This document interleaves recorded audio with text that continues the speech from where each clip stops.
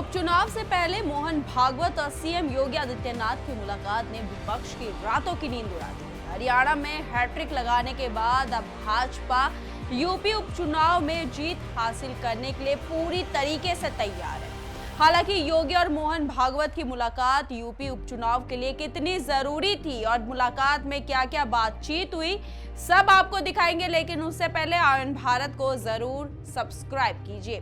नमस्कार, मैं मंजू रुधियाल और आप सभी का स्वागत है आयन भारत में। दरअसल आरएसएस प्रमुख मोहन भागवत और उत्तर प्रदेश के मुख्यमंत्री योगी आदित्यनाथ के बीच मथुरा में एक मुलाकात हुई, जिसके बाद से सियासी गलियारों में हलचल बढ़ चुकी है। कहा जा रहा है कि योगी आदित्यनाथ और संघ प्रमुख मोहन भागवत के बीच जो मुलाकात हुई वो यूपी में होने वाले उपचुनाव और साल 2027 में होने वाले विधानसभा चुनाव को लेकर कई मायने में खास है। और इसी के साथ कहा यह भी जा रहा है कि आरएसएस बकायदा बीजेपी के साथ मिलकर उत्तर प्रदेश में चुनावी जमीन को मजबूत कर रही है।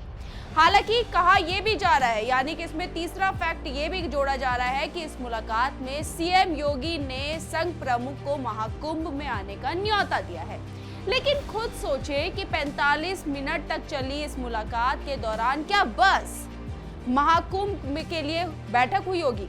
दरअसल सच ये है कि उपचुनाव से पहले हुई ये बैठक बेहद ही अहम है। आयन भारत के सूत्रों के मुताबिक इस बैठक में सियासत पर भी चर्चा हुई है।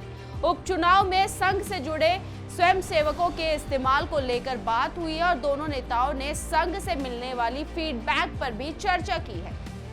संघ प्रमुख ने सीएम योगी को आश्वस्त किया है कि स्वयंसेवक हरियाणा की तर्ज पर उत्तर प्रदेश उपचुनाव में भी बीजेपी के साथ कंधे से कंधा मिलाकर चलेगा और पूरी तरीके से मदद करेगा। बता दें, हरियाणा के हालिया चुनाव में लगातार तीसरी बार जीत के साथ बीजेपी इतिहास रचने में सफल रही, तो इसके पीछे संघ की सक्रिय भूमिका को क्रेडिट दिया गया। ऐसा कहा गया कि हरियाणा में ऐसे नतीजे संघ के कंधा से कंधे मिलाकर चलने की वजह से सामने आए हैं और अब संघ और बीजेपी के रिश्तों में 2024 के चुनाव में पहले खटास देखने को मिली थी, लेकिन अब धीरे धीरे चीजें पटरी पर आ रही है और एक बार फिर से संघ बीजेपी के साथ मजबूती से खड़ा है, चुनाव में मदद करता हुआ भी दिखाई दे रहा है। आपने देखा होगा 2024 के नतीजे आने के तुरंत बाद संघ प्रमुख मोहन भागवत गोरखपुर के दौरे पर थे।